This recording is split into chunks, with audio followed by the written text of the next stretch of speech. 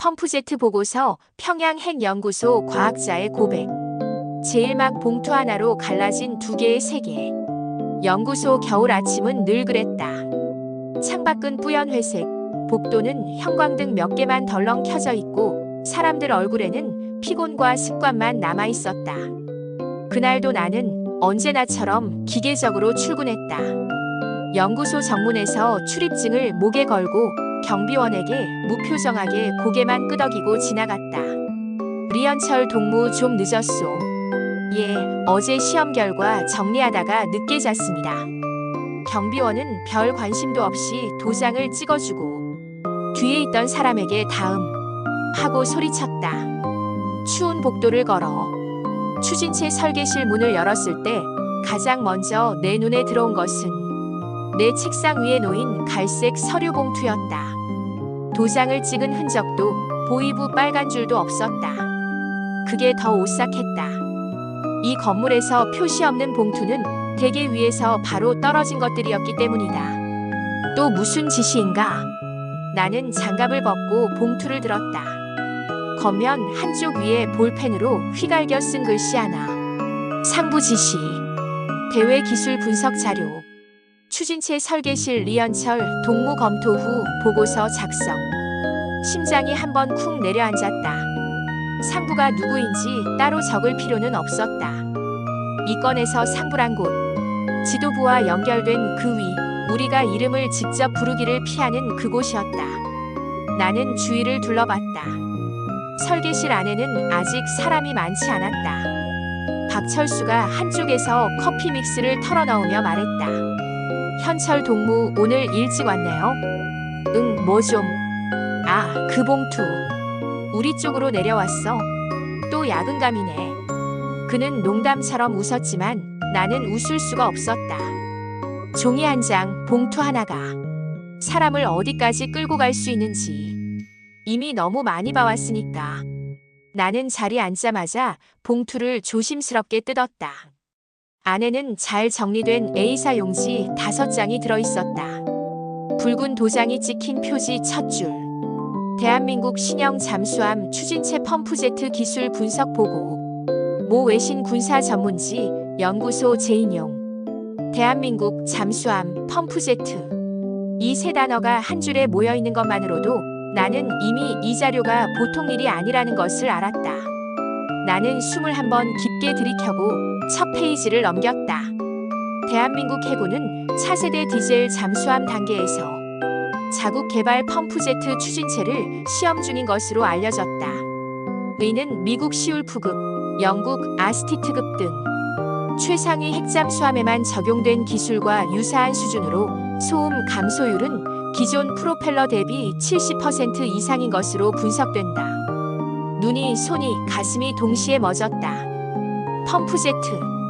우리가 수십 번 회의에서 떠들고 수백 번 도면에서만 그려보고 논문과 교과서에서나 보던 그 단어. 하지만 실제 설계는 언젠가 우리가 할 기술로만 남아있던 것. 이게 지금 대한민국에서 굴러가고 있다고.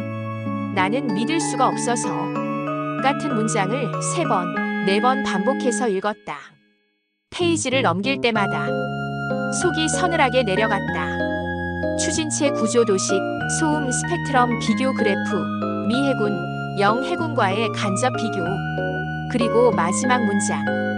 일부 군사 전문가는 한국이 디젤 잠수함 단계에서 축적한 펌프제트 기술을 기반으로 향후 핵추진 잠수함 개발 시 소음 측면에서 세계 최상위권에 진입할 잠재력이 있다고 평가한다. 나는 무의식적으로 혼잣말을 했다. 이건 우리가 평생 못 만드는 구조다. 입 밖으로 새어나온 내 말에 내가 스스로 놀랐다. 위험한 문장이었다. 그러나 그게 진실이었다. 창밖을 봤다. 평양의 겨울은 늘처럼 회색이었다. 전기가 들어오지 않는 건물들, 두꺼운 외투를 껴입고 걸어가는 사람들. 같은 민족인데 왜 저쪽은 펌프제트를 돌리고 우리는 아직 프로펠러 각도도 제대로 못 맞추고 있지? 책상 위 문서가 갑자기 2개의 세계를 보여주는 지도처럼 보였다. 하나는 우리가 머릿속에서나 그리던 이상적인 조국, 또 하나는 현실에 배급 끊긴 연구소와 고장난 선반이 있는 나라. 그날 아침 갈색 봉투 하나가 내 인생을 두 개로 갈라놓고 있었다. 제2막 실험실의 추위와 거짓말로 덮인 보고서들. 연구소 실험동 지하에는 우리 추진체 팀이 사용하는 소형 수조가 있었다. 흐린 형광등 및 금속 계측기와 오래된 컴퓨터가 섞인 공간. 나는 펌프제트 자료를 들고도 눈앞의 낡은 장비들에서 눈을 떼지 못했다. 현철 동무 또 밤새웠어요.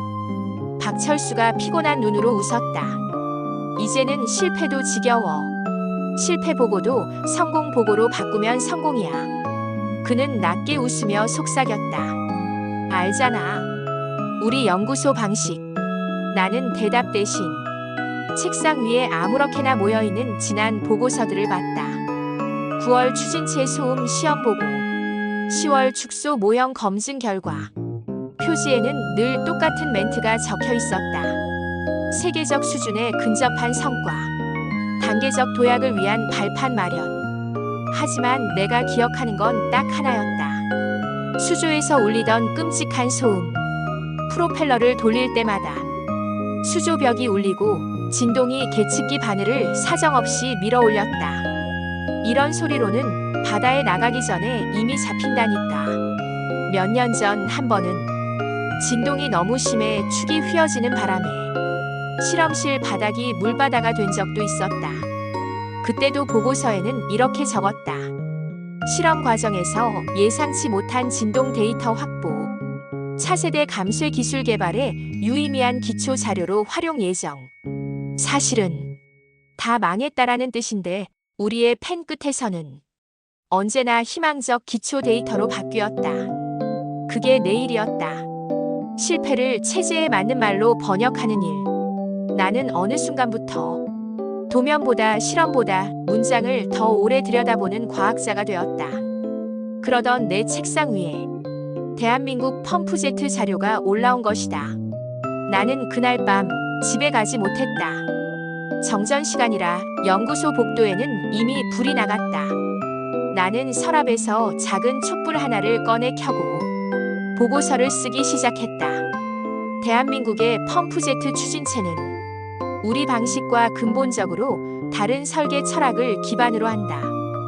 현재 우리 공장 능력과 재료 공업 수준, 정밀 측정 인프라를 고려할 때 단기간 내에 유사 수준의 성능을 구현하는 것은 사실상 불가능하다.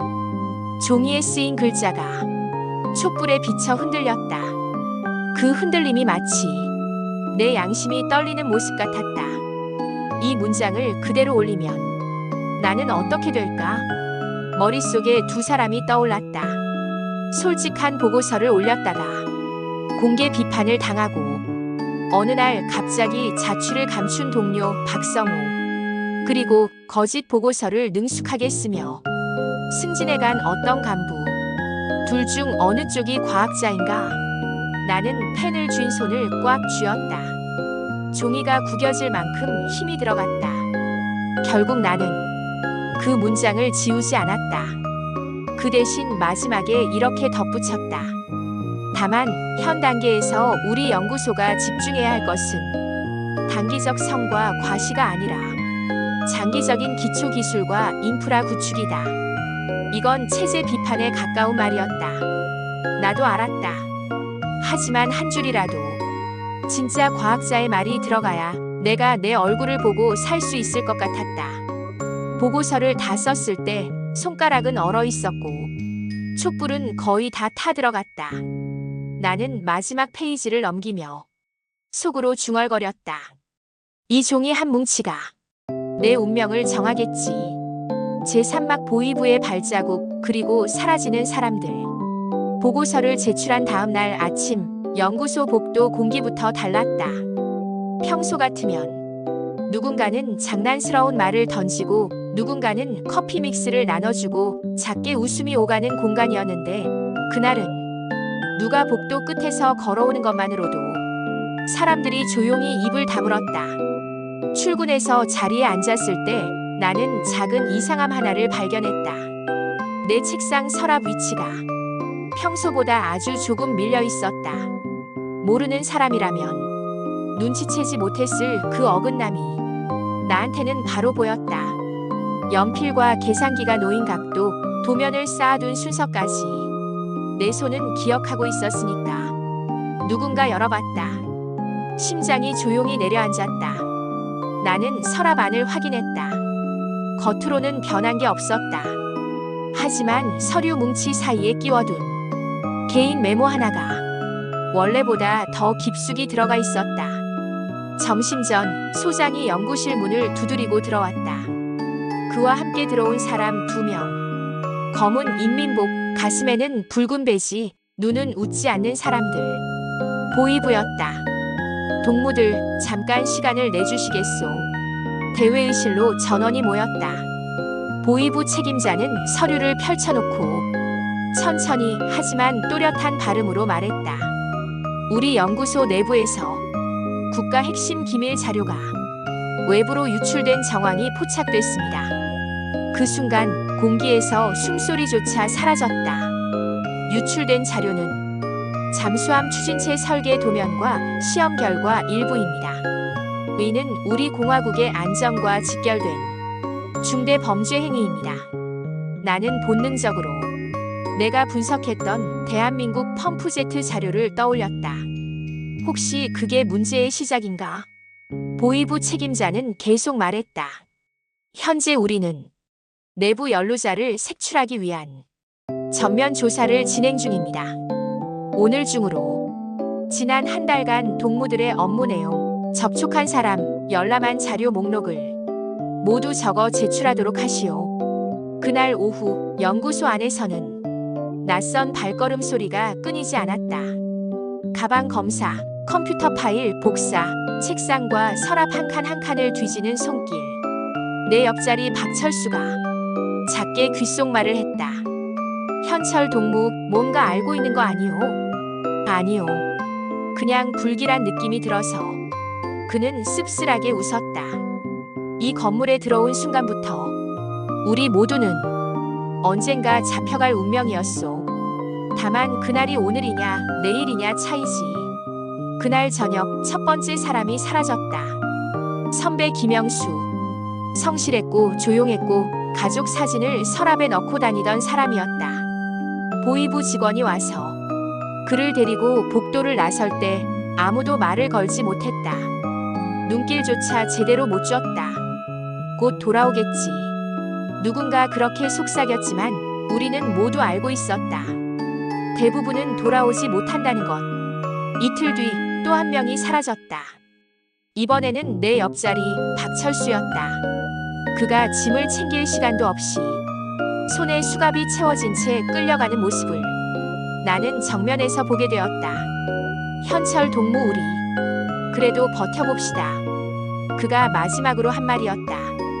그 말을 한 사람은 버티지 못하고 끌려갔다. 연구소 복도에는 빈 책상들이 늘어갔다. 사람들은 그 책상을 보지 않으려 했다. 눈에 들어오는 순간 나도 저 자리에 있을 수 있다는 사실을 인정하게 되니까. 그때부터였다. 나는 출근할 때마다 연구소 정문을 지나며 생각했다. 오늘은 내 이름이 불리는 날인가. 제3학 평범한 저녁, 이미 깨진 일상. 그날 퇴근길, 연구소에서 집까지 걸어가는 길은 유난히 길게 느껴졌다. 거리에는 장사꾼 몇 명이 희미한 등잔 불 밑에서 물건을 팔고 있었고 어린아이들은 빵집 앞에 줄을 서 있었다. 겉보기에는 그저 평범한 평양의 겨울 저녁 풍경. 하지만 내 눈에는 모든 게 불안한 그림자처럼 보였다. 집 앞 골목에 들어섰을 때 문득 이상한 느낌이 들었다. 골목 입구 쪽 눈이 이상하게 번져 있었다. 누군가 여러 번 왕복으로 밟고 지나간 흔적. 집 문 앞 나무 문턱 바로 앞에 흙 위에는 익숙하지 않은 발자국이 몇 개 찍혀 있었다. 군화도 작업화도 아닌 다른 종류의 신발 자국. 나는 문손잡이를 조심스레 돌렸다. 문은 잠겨 있지 않았다. 아내가 집에 있으니 그럴 수도 있지. 라고 생각하다가도 왠지 심장이 빠르게 뛰었다. 문을 열고 들어가자 딸 순이가 작은 난로 옆에서 공부를 하고 있었다. 아버지. 그래, 순이. 어머니는? 부엌에서요. 아내 명숙은 솥에서 김이 나는 국을 휘젓고 있었다. 나를 보자마자 표정이 조금 굳어졌다. 오늘 좀 늦었네요. 응. 연구소에서 회의가 길어져서 나는 자연스럽게 방 안을 둘러봤다. 그제야 보였다. 서랍이 아주 조금 원래 닫힌 각도보다 더 열려 있었다. 책상 위에 쌓은 책 더미도 순서가 어긋나 있었다. 내가 집착에 가까울 정도로 정리해두던 그 순서가 누가 왔었어? 내가 낮게 물었다. 응? 아니, 아무도 안 왔는데. 정말이야?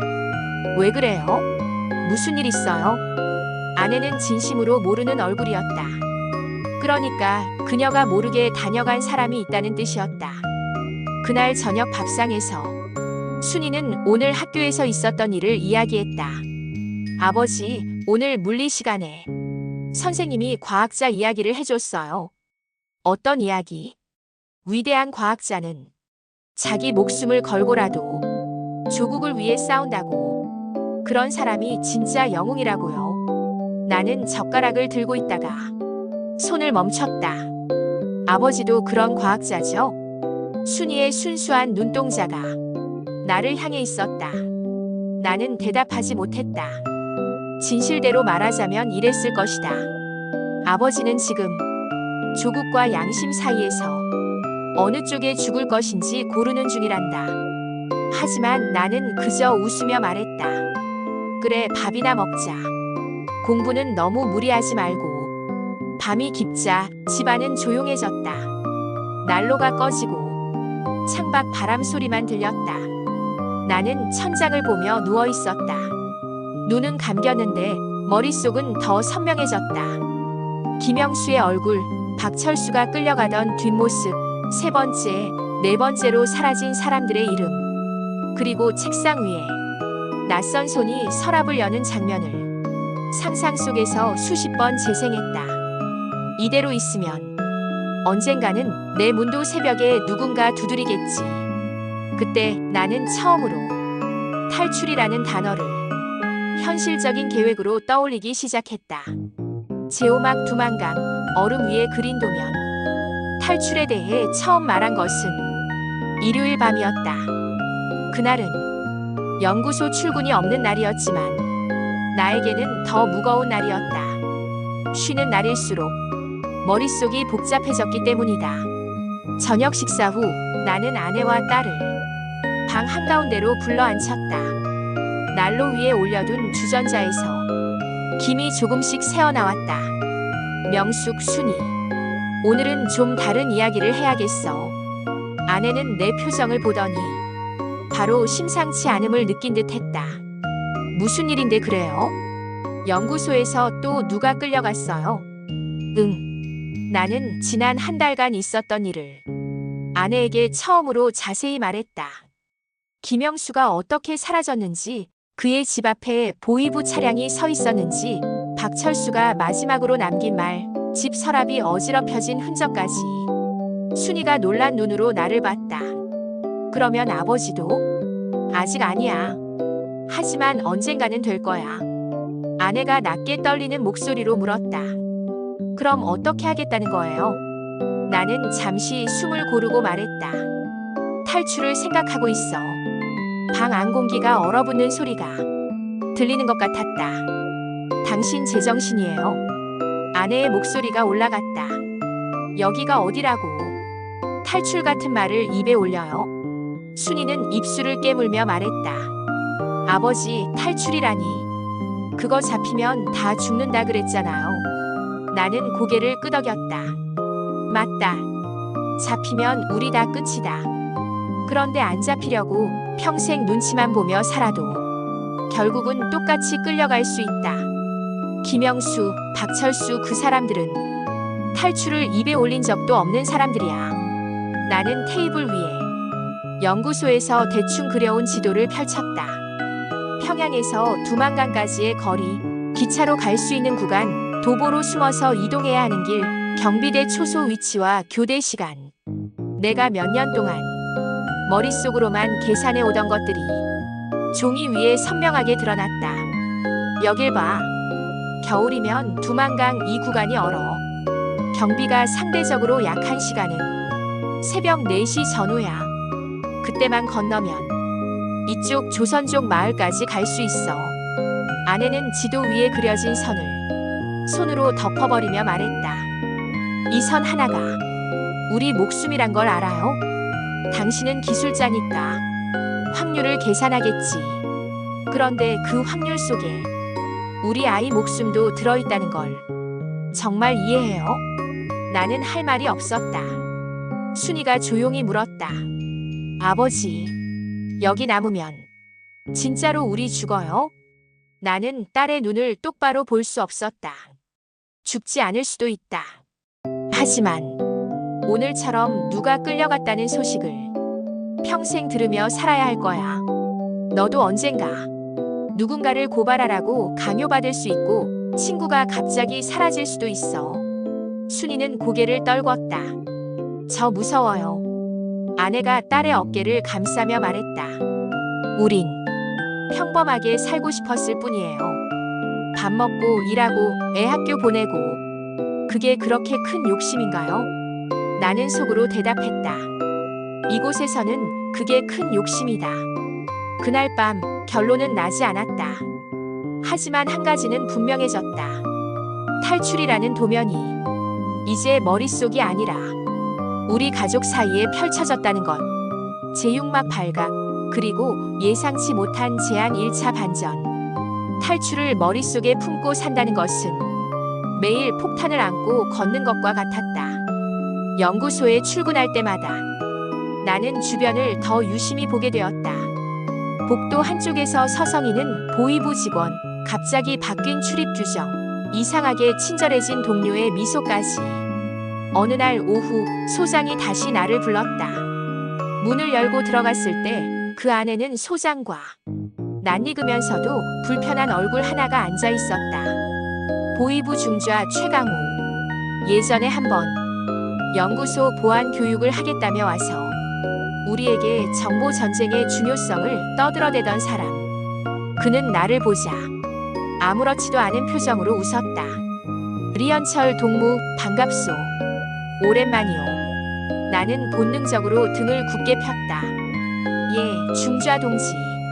무슨 일로? 최강호는 책상 위에 내 보고서를 툭 올렸다. 대한민국 펌프제트 분석 보고서. 내가 촛불 밑에서 손을 떨며 썼던 그 문서. 이 보고서 동무가 쓴 거 맞지? 예. 아주 솔직하게 썼더군. 그의 말투에는 칭찬과 비웃음이 동시에 섞여 있었다. 상부에서는 동무가 우리 기술을 폄하하고 남조선 기술을 띄웠다고 크게 불만이야. 나는 침을 삼켰다. 소장은 옆에서 눈치를 보며 앉아 있었다. 하지만 말이오, 나는 동무 보고서를 보면서 한 가지 생각이 들었소. 그는 몸을 앞으로 기울이며 말했다. 적을 이기려면 적을 정확히 알아야 하지 않겠소? 나는 예상치 못한 말에 순간 당황했다. 동무 같은 사람이 솔직한 분석을 해야 우리가 다음 전략을 짤 수 있지 않겠나. 그런데 위에서는 늘 듣기 좋은 말만 원하지. 그는 피식 웃었다. 그래서 내가 하나 제안하려고 하오. 소장이 놀란 눈으로 그를 봤다. 중좌 동지, 그건 아직. 소장 동무, 이 사람한테는 말해도 돼오. 이미 반쯤은 이 바닥의 실상을 알고 있는 사람 아닌가. 최강호는 나를 똑바로 보며 말했다.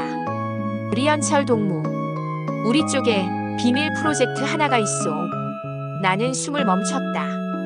대외적으로는 우리 기술이 세계 최고라고 떠들어야겠지만 내부적으로는 어느 정도 현실을 인정해야 하거든.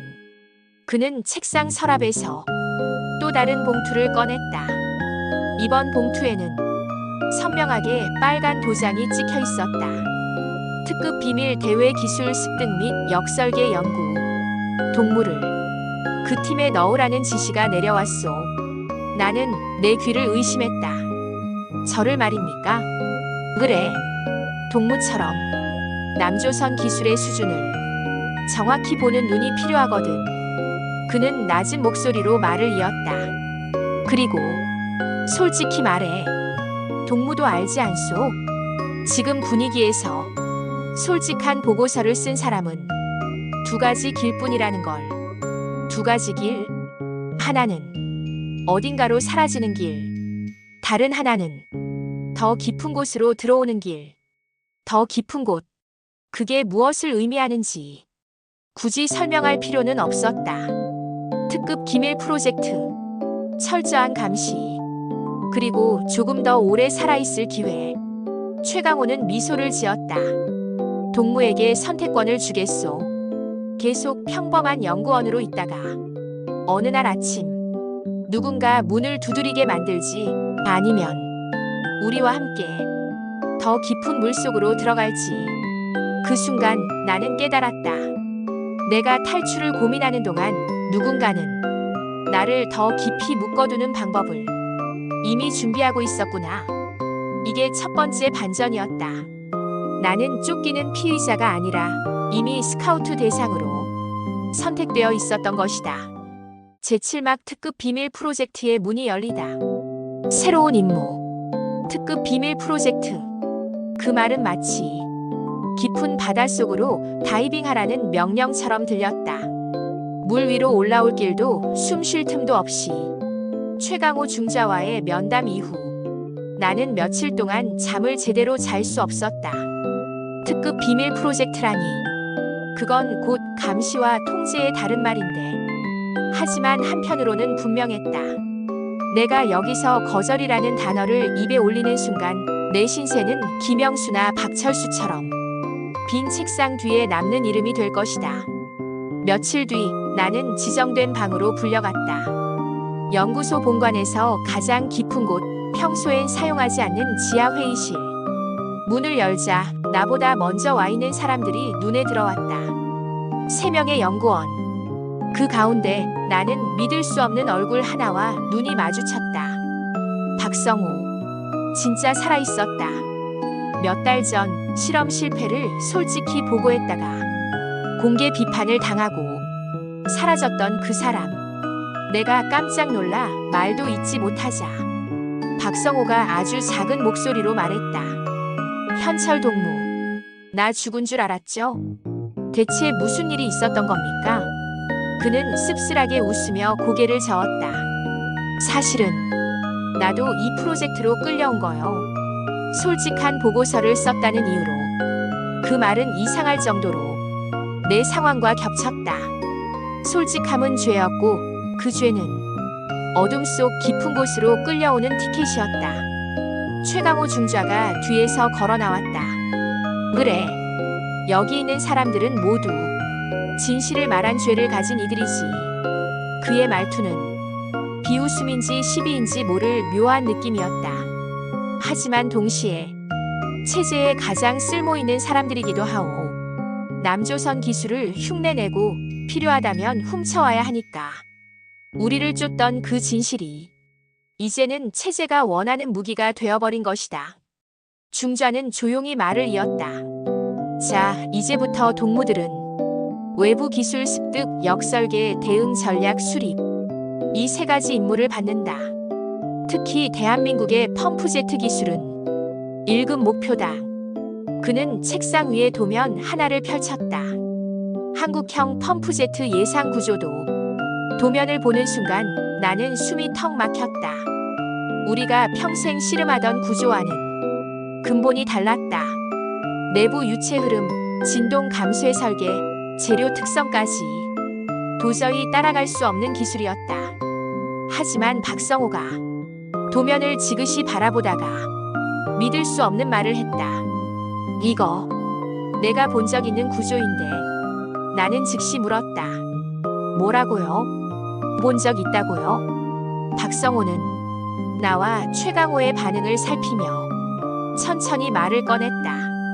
나 이거랑 거의 비슷한 설계를 한국 쪽에서 온 자료로 본 적 있어요. 순간 공기가 멈췄다. 나는 박성호를 보며 속으로 외쳤다. 한국 쪽에서 온 자료? 그럼 너는 이미 외부와 접촉한 건가? 최강호 중좌가 눈빛을 좁히며 박성호에게 다가갔다. 흥미롭군. 어디서 본 건지 아주 천천히 자세히 말해보시오. 박성호는 입술을 깨물었다. 그리고 그제야 나는 확신했다. 이 방 안에는 나보다 더 위험한 진실을 가진 사람이 있다. 제8막 보고서의 진짜 배후. 며칠 동안 우리는 감시 아래 모여 한국형 펌프제트 도면을 분석했다. 그러나 박성호는 계속 뭔가 감추고 있었다. 말끝을 흐리고 아무도 없을 때 혼자 자료를 다시 읽고 메모를 숨겼다. 그러던 어느 날 밤 연구실 복도는 정전으로 어두웠고 나는 자료를 정리하다가 박성호가 혼자 지하 보관소로 내려가는 것을 보았다. 나는 뒤따라갔다. 지하 보관소는 평소엔 거의 쓰지 않는 곳. 문을 열면 쾌쾌한 곰팡이 냄새가 퍼졌고 먼지 쌓인 도면 박스들이 줄지어 있었다. 박성호는 어두운 보관소 한쪽에서 무언가를 꺼내고 있었다. 작은 USB. 나는 그제야 깨달았다. 성호 동무. 이건 뭐요? 그는 놀라서 몸을 돌렸다. 그리고 아주 잠시 망설인 뒤 낮은 목소리로 말했다. 미안하오, 현철 동무. 사실 자료 유출 사건. 그건 내가 한 게 아니오. 그럼 누굽니까? 누가 김영수를 잡아가게 만든 거요? 박성호는 방금이라도 무너질 듯한 얼굴로 말했다. 최강호 중좌요. 공기가 사라졌다. 뭐라고? 펌프제트 기술을 얻기 위해 외부 정보원과 접촉한 사람은 사실 나도 김영수도 아니오. 그는 USB를 들어보이며 말했다. 중좌가 시켰소. 남조선 기술을 몰래 빼오라고. 그 USB에는 내가 중좌에게 넘겨준 한국 기술 분석 파일 일부가 들어있어요. 나는 벽에 기대 숨을 몰아쉬었다. 그러면 지금까지 있었던 체포, 고문, 실종 모두 중좌가 자기 흔적을 지우려고 희생양을 잡은 거라는 말입니까? 맞소. 박성호는 이를 악물었다. 김영수도 철수도 중좌가 자기 흔적을 덮기 위해 유출 용의자로 만들어버린 거요. 나는 충격과 분노로 말을 잇지 못했다. 박성호는 USB를 내 손에 쥐어주며 말했다. 이걸 가지고 있어요. 이게 우리를 살릴 유일한 물건일지도 몰라. 그때였다. 지하 보관소 문이 소리 없이 천천히 열렸다. 그리고 그 틈 사이로 낯익은 목소리가 들렸다. 좋은 이야기를 하고 있었구만. 최강호 중좌. 그의 손에는 이미 권총이 들려 있었다. 제8막 후반 체제의 심장 속에서 벌어진 진짜 거래. 최강호는 아무렇지 않은 표정으로 다가오며 말했다. 내가 그렇게 어리석어 보였나? USB 하나 옮기려고 성호 동무를 지하로 보냈는데 현철 동무까지 따라올 줄이야. 그는 권총을 장전하며 웃었다. 두 사람 다 내 계획을 봐버렸으니 이제 선택권이 없겠지. 박성호가 소리쳤다. 김영수는 왜 죽였습니까? 그는 아무 죄도 없었소. 죄? 최강호는 비웃었다. 이 체제에서 죄란 내게 필요한가 아닌가로 결정되는 거요. 그는 내게 다가와 말했다. 리현철 동무. 동무는 똑똑하오. 그래서 내가 말하는 거요. USB를 넘기시오. 그리고 성호 동무와 함께 자료 유출 공모자로 체포됐다는 기록 속으로 들어가시오. 그리고 이어진 말. 그 대신 동무 가족만큼은 건드리지 않겠소. 그 순간 나는 머릿속이 새하얘졌다. 가족? 그래. 동무 아내 명숙, 딸 순이. 이미 잘 알고 있소. 심장이 바닥으로 꺼졌다. 아내와 딸의 이름을 저 사람 입에서 듣고 싶지 않았다. 자, 선택하시오. USB를 내놓고 가족을 살릴 것인가? 아니면 그는 권총을 내 이마에 겨눴다. USB를 챙기고 내 목숨과 가족의 생명을 지금 이 자리에서 버릴 것인가? 박성호가 외쳤다. 현철 동무, USB를 던지면 안 돼. 저 사람은 당신 가족도 결국 없앨 거요. 최강호는 방아쇠에 손을 올렸다. 자, 리현철. 총구가 이마에 닿았다.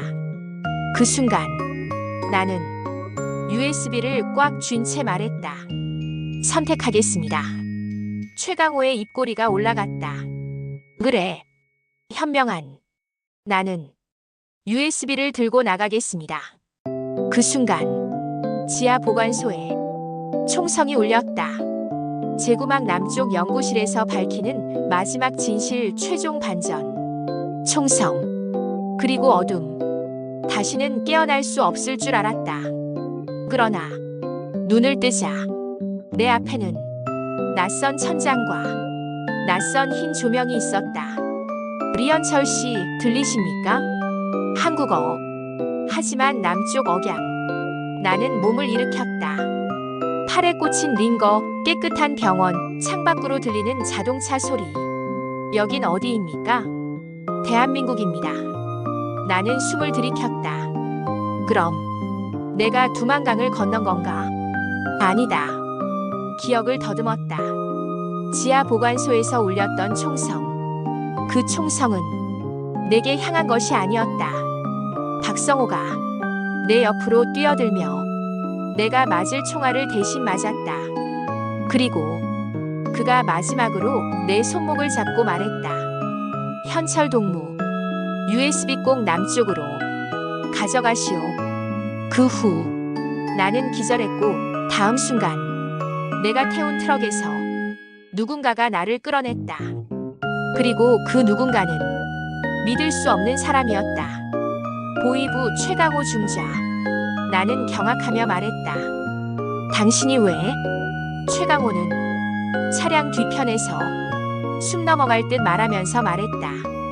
나는 남조선 첩보 조직과 오래전부터 내통하고 있었다.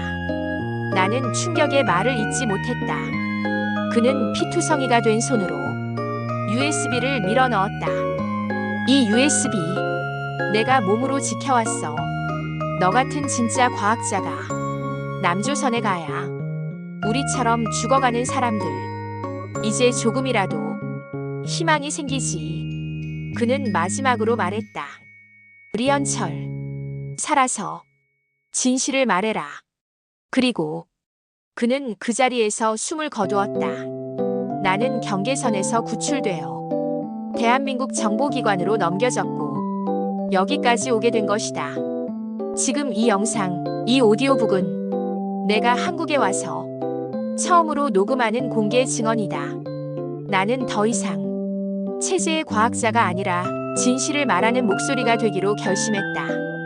나는 이제 북한의 잠수함 기술이 얼마나 뒤처져 있는지, 펌프제트가 어떤 문명을 요구하는지, 그리고 과학자들이 어떤 고통 속에서 살아왔는지 모두 밝힐 것이다.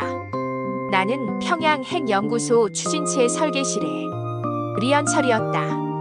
하지만 이제는 자유를 얻은 과학자 리현철이다. 한국에서 또 다른 삶을 다시 시작하며 이 이야기를 전한다.